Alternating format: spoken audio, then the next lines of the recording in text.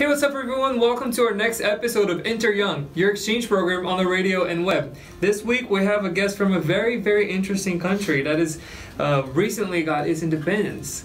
Where are you from and who are you? Introduce yourself. Hi, my name is Katarina and I'm from Montenegro. Thank you so much for being here. Thank you for having me here. Sure. And okay, so you're saying you are from Montenegro. It's a country that has less than 700,000 people in there with an area of 13,000 square kilometers. It's not a huge country, right? So it's actually it says that Montenegro is compared to the size of Connecticut with the state, American state. So I know that Montenegro is a coastal country. It borders Croatia, Bosnia, Serbia, Kosovo, Albania, and it has a coast at the Adriatic Sea. How's that like? Do people interact a lot between those countries? Do people go a lot to the Adriatic Sea for fun, maybe? Yeah, like during the summer, a lot of people come to my country, like to Adriatic Sea, and before we separated, it was like all one country when it was part of Yugoslavia, and later we separated, so it's like all different countries, but we all speak like same language, similar, maybe a few differences, but it's all same. Huh. And what's the language you speak there? In my country we speak Montenegrin, that's how they call it, but it's all kind of like Serbian. It's same language in each country, it's just like few different words. So the same base kind of then. Yeah. That's interesting. And I know that I saw online that most of the country is Orthodox Christians. Do you see any other religions in there that are prominent or anything? Maybe Muslims or... Yeah, there is Muslims and there is Catholics, but not as much as Orthodox. But there is no big difference between Orthodox and Catholic, so we all take that as same. So would you say that people have like a good religious tolerance with each other then? Now yes, but before there was a lot of problems because, for example, in Croatia it's mostly Catholics, in my country it's mostly Orthodox, in Bosnia it's mostly Muslims, and before we had problems with that, like people that were different faith didn't talk with each other, but it's changed over years, so I see. Everything is okay. And here it says that the country has a very diverse population. That native Montenegrins make up 45% of the population, with in Serbs, Bosniaks, Albanians, and Muslims and Croats from the rest of the country form the rest of the country's population. So it's pretty diverse. Do you see a lot of like cultural influence of those countries in Montenegro? Well, not really, because our cultures are very similar, so it doesn't make big difference. I see. So if you have one person from Montenegro, one from Serbia, one from Bosnia, Albania, you're not gonna really notice difference between them because we all do same things. The same like tradition and yes. stuff. That's interesting. And is Montenegro divided in states, like we are here in the United States? No, it's like one country and it has a lot of cities. Oh, so it's like, but is it like provinces maybe, or just cities, and there's not really that division? Yeah, it's just cities. There is no like really division. I see. And but I know that even though it's not a huge country, there's still like the most northern part and southern part and all that. One is closer to the coast and one is closer to the mountains. And like, would you say that you could see a big or any kind of cultural difference between that, or like the difference in the people that live in there, as in maybe mindset or like behavior, anything like that? Like people in north that are like on mountains, they act a little bit different than me on south because they kind of still live in those old times and they're all about farming and everything. And south part it's more like modern, like so that's the difference. I see. And as you're talking about mountains and coast, how is the landscape in there? Because I know that you guys have a lot of mountains, and you also have a small coast with the Adriatic Sea. but how is it like? Do you see a lot of maybe like is it just mountains, or do you have any like kind of like a grassland or anything like that? How does it go? Well, it's mostly mountains. There is one part where it's just like grass, like, but it's mostly mountains and then sea. And then sea. That looks. I mean, picturing it, it probably looks very beautiful. And something that's really interesting about the mountains in Montenegro is that most of them are made of limestone, which is a very you know, beautiful rock. That usually like the most beautiful mountains are made of limestone, in my opinion. And also there's the Durmitor National Park. Yeah. Is that how you say it? Probably not. Durmitor. Durmitor. Yeah. So how's that like? Because I know that it has a lot of wildlife, has bears and wolves, and also has lots of peaks and has lakes and all that. Is that like a big attraction to people in there? Yes, it's a really big attraction because Durmitor is one of the 5 national parks in my country.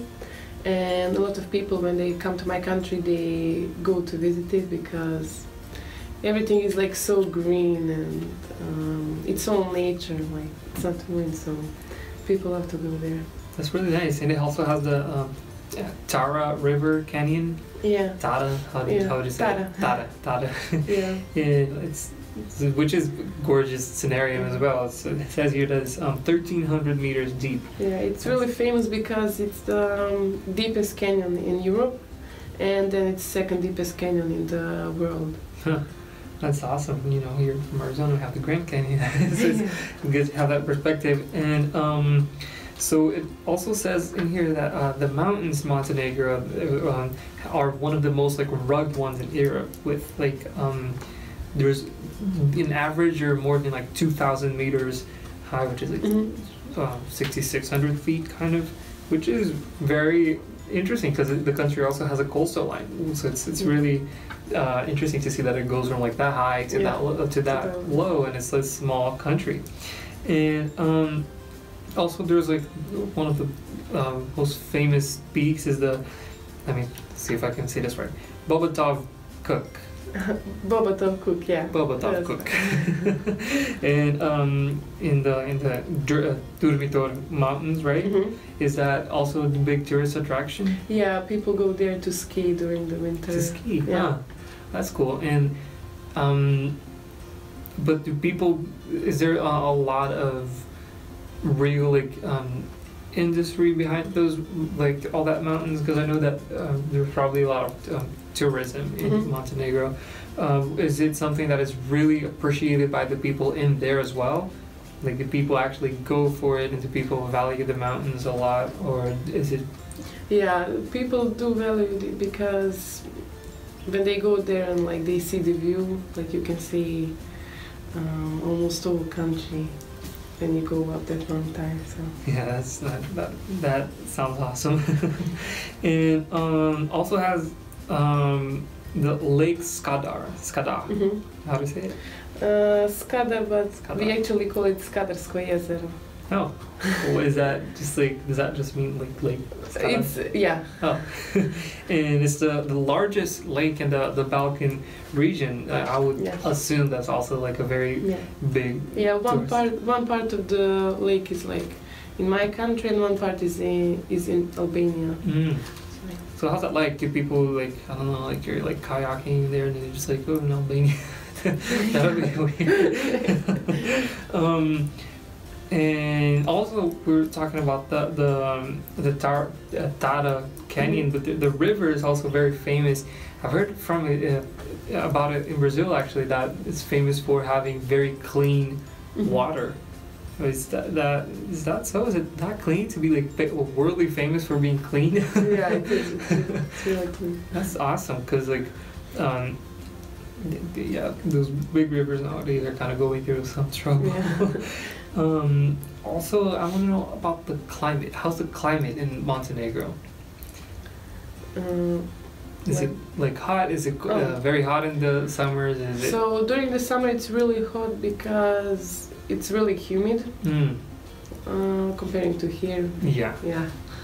so it feels like hotter than here. But during the winter, it's cold.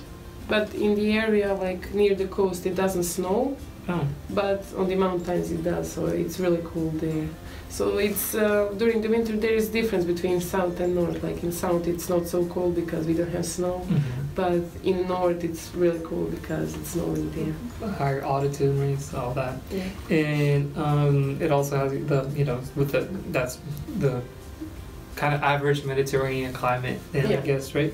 And it says that and I would assume that you talked about skiing on the mountains, and so I guess that there's also a peak on the tourism. Because what I was thinking was that, because I knew that in the most northern area it gets pretty cold, so I thought that tourism would go down a lot. But you said that people go there for skiing for some mountains, so probably not that much. Kind of like evens out. Yeah. Maybe It wasn't like skiing in my country wasn't so popular, but over the last few years, they made new ski centers on the mountains, so now it's really popular there too. Oh, that sounds really fun.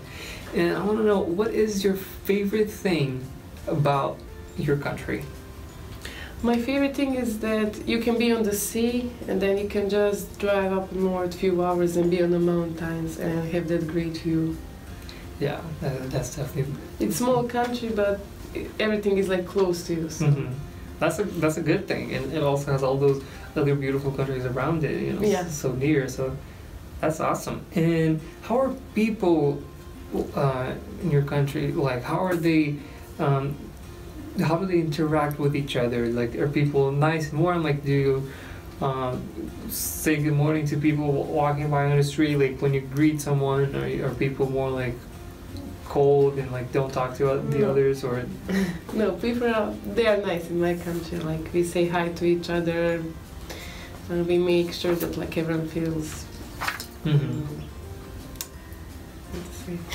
I know what you mean. Make sure that everyone feels accommodated. Yes. Yeah, that's awesome. And I also I want to know how progressive is the country, because I know that, for example, it was the first in the world to have a national printing house, and also has it says here that 64%, that's in 2016, 64 of the total population was urbanized, and so which is a lot. And also says that the country spends 6.5% of its GDP on healthcare per year. That's a lot. That is a lot. So, do you see people being, the society mobilizing to make their country get better all the time? Do you see people creating projects to become a better society or make the country develop? Or do you think that just the government takes care of that by itself? Do you see anything like that there? Well, mostly government take care of all that, because younger kids, everyone is trying to leave, because it's like a small country, so everyone thinks if you go to bigger country, you're going to have bigger opportunities, which is true. But then some of them go just for education and then they come back and they work on our country. But mostly the government does all of that. I see. Something also really interesting that I saw is that the literacy rate of Montenegro is almost 99%. That's amazing. And that also has 250 kilometers of railway network in the country, which is definitely sounds very progressive to me. Like, for me, it sounds like a country that's definitely walking towards progress. Yeah. Which is awesome. And now going a little bit to government, what's the drinking age in Montenegro? 18. 18? And how about driving age? Driving age, it's 18 also. 18? You can do your test when you're 17, but you're not allowed to drive until you turn 18. Oh, and how about voting age? Voting age is 18 too. 18 is also, basically everything is 18, I assume then? Yeah, except driving a motorbike. Oh. That's, I think 16, but you have a limit, like how fast that motorbike can go. So. I see. That's interesting. And so Montenegro recently declared independence from Serbia. It was in 2006. You were alive already. Yeah. So it's really recent. And how is that situation nowadays? Do people still talk a lot about it? Do you see any kind of opposition to that decision from people within the country, maybe?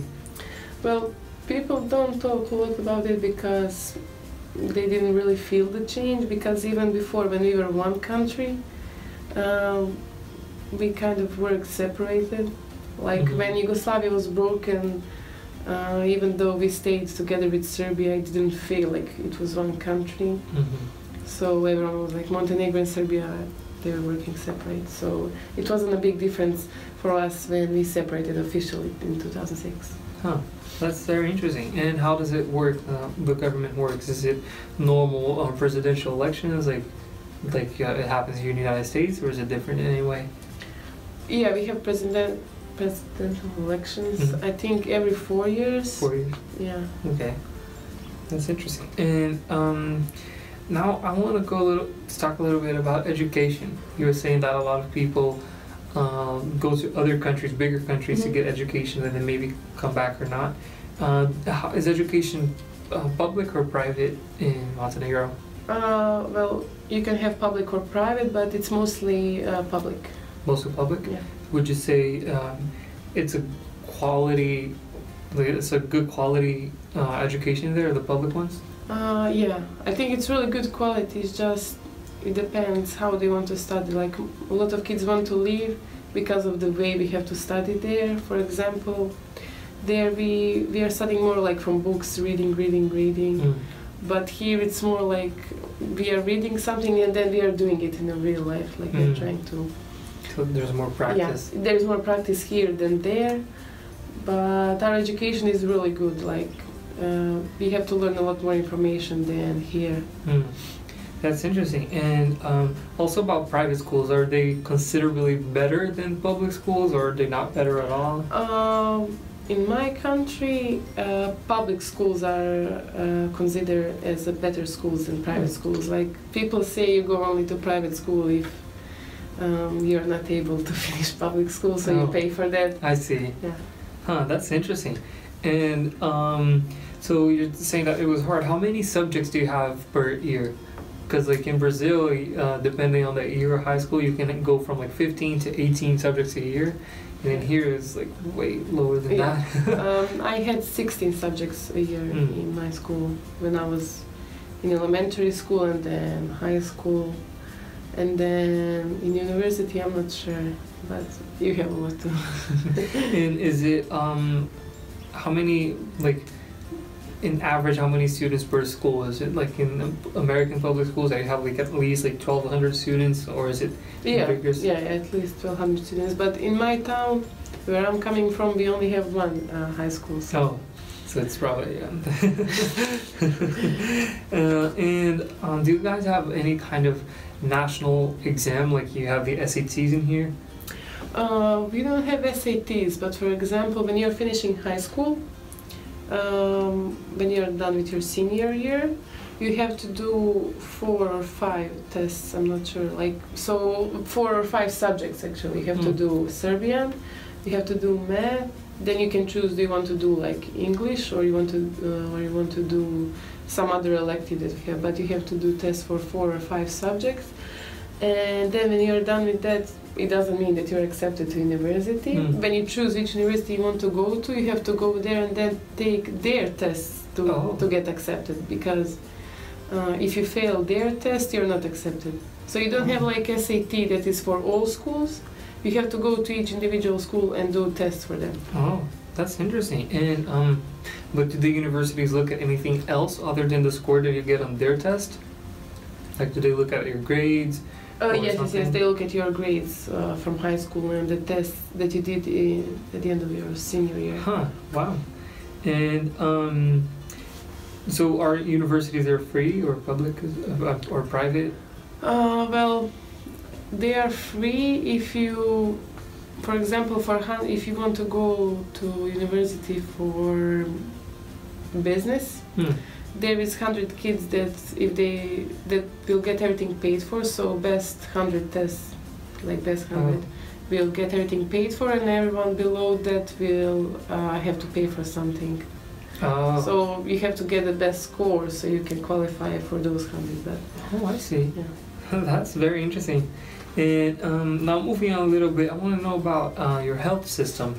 Is it public, private, or not? Well, you have public and private, and I would say that our public is really good because, for example, here, even though you have insurance, when you go to a doctor, you have to pay to a doctor, or if you do surgery, you have to pay to a doctor. Mm-hmm. But in our countries, if you go to a public hospital and you need to do surgery or sick or something, you don't pay to a doctor. They do it free for you. Everything. Wow. Yeah. But Huh. some people like go to private hospitals only if it's like really big risk, so you want to go to a better doctor and pay. But our public hospitals are pretty good too, so there is no need. Wow, that's awesome. And would you say that you said that if you want more high risks, if you're going through like a more high risk situation, you usually go to a private. Do people, like, is it reachable to people financially? Like, can people afford private hospitals while in there? But yeah, it's not so expensive. I mean, for us, actually it is, because we don't earn as much money as you do here working, so it's kind of a lot for us. But if someone from here wanted to go into surgery, it would be like funny for them, our prices. Wow. And now moving on a little bit to economy. What's the currency there? Euro. Euro? And that compared to dollars, like, how much is that compared to dollars? It's really similar. I think it's like 0.89 or I'm not sure. Huh. And so as we saw previously, it's the country borders many other countries, and it's also like in the European Union. Do you see a lot of relationship between the countries that border it, like Serbia and Albania and all that? Do you see like maybe like stores from their country being opened up in Montenegro, or vice versa maybe? Yeah, there is a lot of relationship about like that between Montenegro and Serbia, and Croatia too, and Bosnia. So like we all interact. Mm-hmm. I see. And I saw that the main economy sustainers are steel making, aluminum, agricultural processing, consumer goods, and tourism.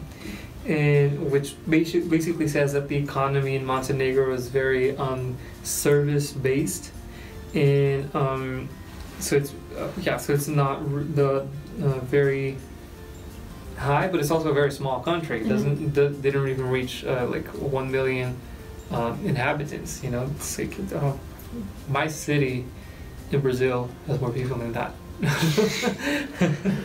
So it's really different. And it says that according to the International Monetary Fund, the nominal GDP of Montenegro was roughly $4.2 billion in 2009, which for a country that is that small, I don't think is really bad at all. Yeah. It's reached independence not long ago, which probably changes things a little bit, and so it's and it is, there's a lot, apparently there's a lot of progress in there as well, and talking about how they started building ski resorts apparently and stuff like that, because one of the things that I was going to talk to you about is how tourism is such a big part of the economy, and that it's notorious that in winters, because winters are very cold, that there's a drop in tourism, but you counteracted that, and now you're having ski resorts in the mountains. So it's like, you see that there's a lot of development, and that's awesome. It really is. And actually there's this quote by this English poet called Lord Byron, that he described the country as he described the country this way. He says, at the birth of the planet, the most beautiful encounter between land and sea must have been on Montenegrin coast. So it's pretty promising.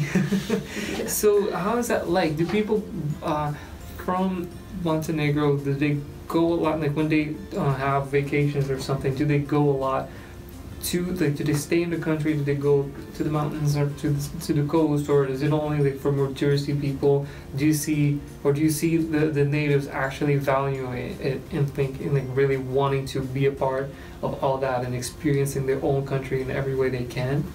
Well, they do, but they don't really get a chance because if you live near the coast during the summer, you will stay there because you're not going anywhere else because your tourism season is there now, so everyone is trying to earn money. Mm-hmm. So you really don't have time to go from city to city to on vacations or something like that. That's interesting. And but then you see a lot of people coming to Montenegro. Yeah, from like from Serbia, Bosnia, Croatia. A lot of people are coming during the summer on a summer vacation. And would you say that there's like this one main, like when people are traveling outside of Montenegro, would you say that there's like one main destination that Montenegrins usually go? Like maybe Serbia mostly. Serbia? Yeah. Like where do they go in Serbia? During the winter they go on their mountains because they have really nice mountains, and to their capital city because it's like big and famous. Yeah. And also going back a little bit, there says that there's a lot of trade going on between Montenegro and Serbia, Italy, Germany, Croatia, and Hungary. Those are like the main ones. So you probably see a lot of those like population around. And also it says that the most famous Montenegrin export products are wine. Yeah. How to say like Vranac. Vranac, yeah. It's really famous wine in my country. What's different about it? Is it just like the way that it's made, or maybe like a different way? Yeah, the way that it's made, I think. And because like people in our country, they're taking care of those grapes and everything. So that's awesome. And we're also famous by olive oil because we have the tree that is the oldest tree, the oldest olive oil tree in the world. Yeah, I saw that. That's so cool. It's the village of Mitrovica. I'm trying. And also smoked ham, right? Like, yes, smoked ham. Yeah, that's a big thing too. That's awesome. Like, is it? Now let's moving on to food now. 'Cause that's the good part about every country. Yeah. Is there a lot of traditional food? As we saw, there's like olive oil and smoked ham and wine. Is there any other traditional food in there? Well, smoked ham is the most famous one, but everything else, it's mostly like Turkish food or Greek food. That's interesting. And do you have a favorite traditional food? Well, yeah, smoke, yeah. I actually have a list of a few traditional dishes that apparently are popular. I have no clue. Just you can't believe everything you see on the internet. So does any of these sound familiar to you? Punjene paprika. Yeah. Actually, Natasha and I made that for Thanksgiving here. Oh. Yeah. Oh yeah, I remember that. That was so good. What was it like? What was on it? So, like, you take bell peppers and you clean it inside, and then you fill it in with mostly ground beef and like some other meat. You mix all that, and then you put onions and some spices. Oh. And rice too. That sounds so good. And then I know that it does taste really good. And then chufte, that's famous too. That's like type of meatballs. Oh. You can make it like in sauce, tomato sauce, or like without sauce. Oh. It's just like ground beef, also with some spices, onions if you want. Oh, that sounds good as well. I'm so hungry right now. Juvet, I know that one. It's like all vegetables and they're all cooked in water basically. Oh. Moussaka od krtola, that's something like similar to lasagna probably. Oh. That's how I explain it. Because like you put a layer of meat, layer of potatoes, and then like a lot of layers like that. Sounds good. Sarma, that's really famous. I think it's like Turkish, Mm. But I think we saw that from Bosnian people because they make that a lot. And what is it? What is it? Actually, no, it's not from Bosnia because it has pork. Oh. Muslims don't eat pork. Yeah. It's pork and rice all mixed, and then you wrap it with I don't know how to explain that in English. Like we don't really have a name, but it's some kind of lettuce, but it's not lettuce. Oh, I see. Is it grape leaf? Yeah, I think so. Oh, that sounds good. Pilaf? I'm not sure. I heard for that one, but I'm not sure what it is. And then goulash. Yeah, I like that one too.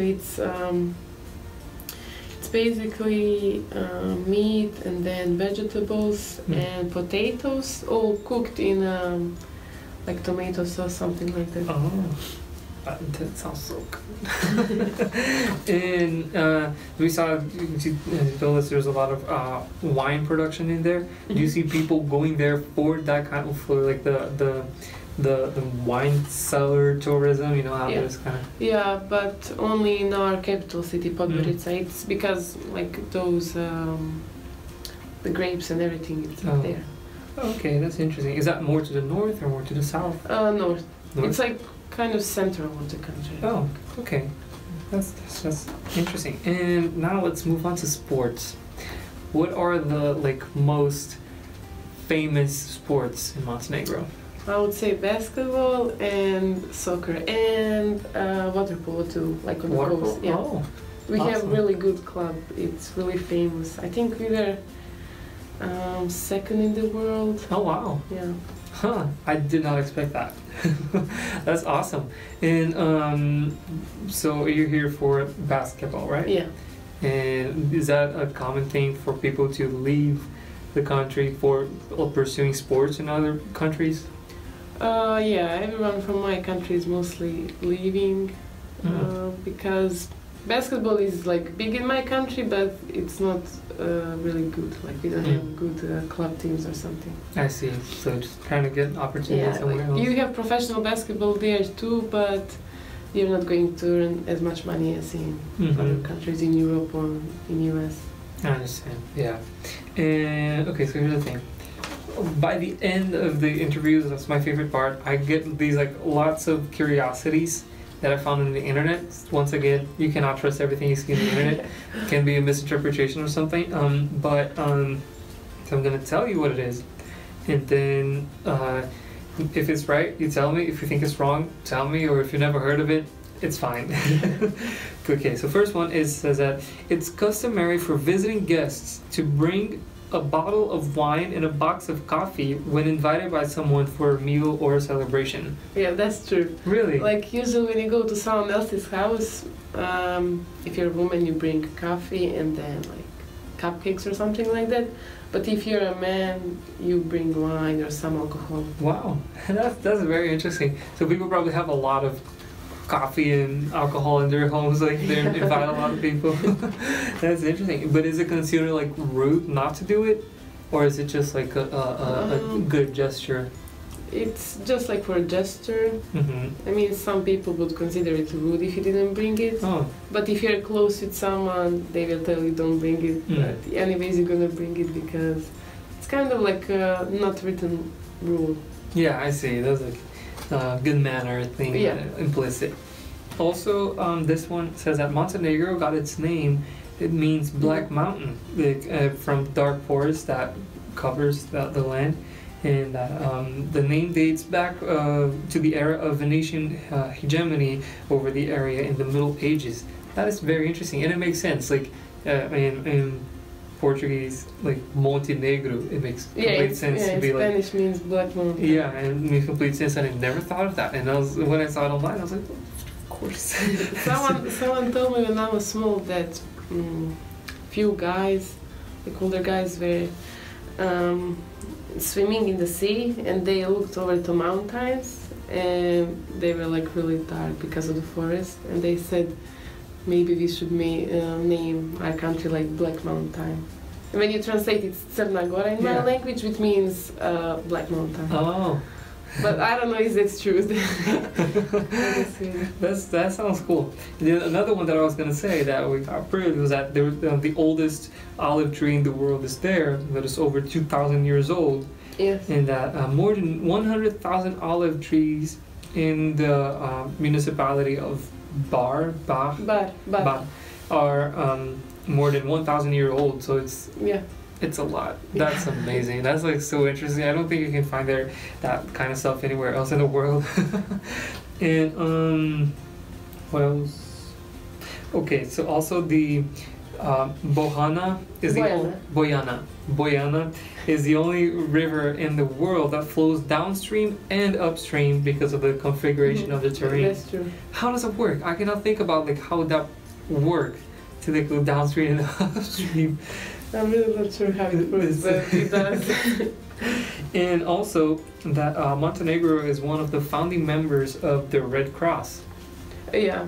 That's awesome. Do you see like Red Cross centers in there or something? Yeah, like each town has Red Cross centers. Wow. In my town we have Red Cross centers too, and then a lot of kids from my high school, they go to volunteer there, like they go to buy food for poor people or something. That's so interesting because when I think Red Cross, first thing that comes to my mind is Switzerland, like not Montenegro. That's awesome. And okay, so how do you say good morning in Montenegrin? Dobro jutro. Dobro jutro. And how do you say, very similar to Bosnian? Yeah. And how do you say good night? Laku noć. Say that again? Laku noć. Laku noć. Yeah. Is that right? Wait, goodbye or good night? Good night. Good night, yeah. Laku noć. Laku noć. And how do you say goodbye? Doviđenja. Doviđenja. Yeah. Okay. So before we wrap up, I wanted to ask, how was it for you to, how long have you been here in the United States? This is my second year. Your second year? And do you have any family here? Did you come here by yourself? No, I came here by myself. And how was that process of transitioning from a complete, to a complete different culture? Did you feel a lot of, do you have a lot of adaptation challenges when you came here to the United States? Or maybe did you feel very homesick for a while? How was that process for you? Well, when I came, I didn't feel homesick because I was just thinking about adapting, like here to school and to basketball and everything. So I didn't think about home really. I got homesick this year when I came back because I was home for like a short time, only 20 days. But it wasn't really hard. Actually, exactly the same with me. Because this is my second year here too, and then I went back for a summer break, and then when I was back, it's kind of almost harder because it's like you see everything back, and you're like, okay, bye again, and then just like, wait, how do you say goodbye again? Doviđenja. Doviđenja. Or you can say ciao. Ciao. I would say doviđenja. It sounds more like original. Well, thank you so much for being here. This was really, really interesting, and a lot of very cool stuff about Montenegro that I guess a lot of people have never heard about. A lot of these things, and that's so awesome. Is there anything else you want to add? Maybe something else we didn't talk about that you'd like to mention and tell people out there? No, I think we said all, but you should come to Montenegro definitely. I'm definitely planning my trip to go. It is funny, like doing this program is kind of like when you don't have a lot of notion of what how the countries in the world are, you just think about the mainstream ones. So like when you think about Europe, I'm like, oh, I really want to go to Germany and France and stuff like that. But then when like doing this program, like looking into all these different countries that are not, let's say, like mainstream, completely changes it. Like I still want to go to these big countries, but like I still want to go to Montenegro. Like the place, it's just like that. The views from those mountains and like the Adriatic seas, and then all the lakes and all that. Like how can someone die without seeing that with their own eyes? Like honestly, like 100%. I actually texted my mom and I was like, Mom, please let's go to Montenegro. Like I really did. I'm not kidding. Well, thank you so much for being here. I enjoyed it a lot. And do you have anything to say, at least for your, I don't know, maybe your family back home if they're gonna watch this? I'm great without you. No, I'm joking, I miss you all. Well, thank you very much, guys. I hope you enjoyed it as much as I did, and hope to see you next week. Remember to like and subscribe. I can't forget to say that. I forget every time, but like and subscribe, please. And thank you so much. See you next week. Ciao. How was it? The other one again? До видения. До видения. До видения. I gotta learn that.